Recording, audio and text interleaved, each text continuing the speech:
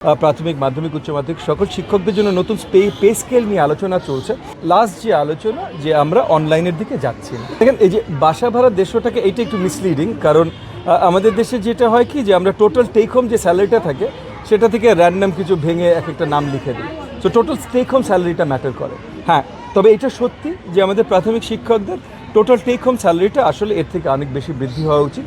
তো এই জায়গা থেকে টোটাল মানে সকল শিক্ষকদের জন্য, এটা শুধু প্রাথমিক না, প্রাথমিক মাধ্যমিক উচ্চ মাধ্যমিক সকল শিক্ষকদের জন্য নতুন পে স্কেল নিয়ে আলোচনা চলছে। সো এটা যেহেতু দুটো মন্ত্রণালয় মিলেই আলোচনা চলছে এবং আলোচনা অনেক দূর অগ্রসর হয়েছে। সো আগামী দিনগুলোতে এটা নিয়ে আপনাদেরকে জানাতে পারবো। এই মুহূর্তে এটা নিয়ে আলোচনা করতে পারছি না, তবে এটা নিয়ে কাজ চলছে, এতটুকু আপনাদেরকে আমি আশ্বস্ত করছি। ফার্স্ট অ্যান্ড ফরমোস্ট এই যে আপনি যেটা বললেন অনলাইন, দেখেন শিক্ষাঙ্গন এটা আমাদের সরকার অত্যন্ত গুরুত্বের সাথে দেখছেন। সো এই যে এনার্জি ক্রাইসিসের জন্য কি হতে পারে বা কী হওয়া উচিত, এটা শুধু আমার প্রাথমিক শিক্ষা মন্ত্রণালয় বা শিক্ষা মন্ত্রণালয় থেকে আসবে না, এটা আসবে আপনার ক্যাবিনেট থেকে, মাননীয় প্রধানমন্ত্রীর নেতৃত্বে। এবং সেই জায়গায় লাস্ট যে আলোচনা যে আমরা অনলাইনের দিকে যাচ্ছি না। জীবনের সব আয়োজন এখানে একসাথে।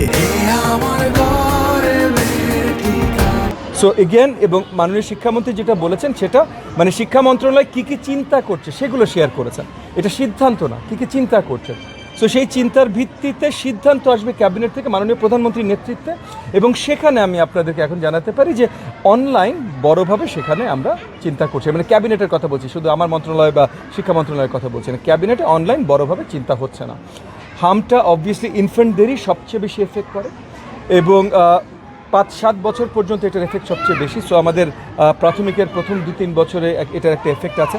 তো প্রথমত আরও ছোটো বাচ্চাদের উপরে বেশি এফেক্ট করে। আর প্রাথমিক শিক্ষাঙ্গনেও যেন হেলথ মিনিস্ট্রি থেকে ইতিমধ্যে আমরা প্রিকশনারি মেজার্স, প্রিভেন্টেটিভ মেজার্স কী কী করা উচিত, ক্লাসরুম কীভাবে মেনটেন করা উচিত, এইসব তথ্য নিয়ে আমরা সকল বিদ্যালয়ে ছড়িয়ে দেওয়ার ব্যবস্থা করেছি। সো আমরা আশাবাদী যে স্কুলগুলো প্রোটেক্টেড থাকবে। এটা নিয়ে এখন ফাইনাল আলোচনার পর্যায়ে আছে। জি, এটা ফাইনাল আলোচনার পর্যায়ে আছে। দেখেন মন্ত্রণালয়ে যারা কর্মরত আছেন ওনারা সিনিয়র কর্মজীবী, ওনারা দায়িত্বশীল কর্মজীবী, ওনাদের কাজগুলো আসলে রেজাল্ট ওরিয়েন্টেড। ওই অফিসে এক্স্যাক্টলি 8:30টায় ঢুকলো না 8:45-এ ঢুকলো, 9টায় ঢুকলো না 9:10-এ ঢুকলো, এইটা আসলে গুণগত মান ঠিক করে না ওনাদের কাজ কত ভালোভাবে যাচ্ছে। এটা রেজাল্টসে আসবে এবং আমি আশাবাদী স্পেশালি প্রাথমিক শিক্ষা এবং গণশিক্ষা মন্ত্রণালয় থেকে আপনারা আগামী দিনগুলোতে দেখবেন তারা কত কষ্ট করে কাজ করছে, কারো শক্তভাবে কাজ করছে এবং জনগণের জন্য কতখানি জবাবদিহিতার জায়গা তারা তৈরি করছে।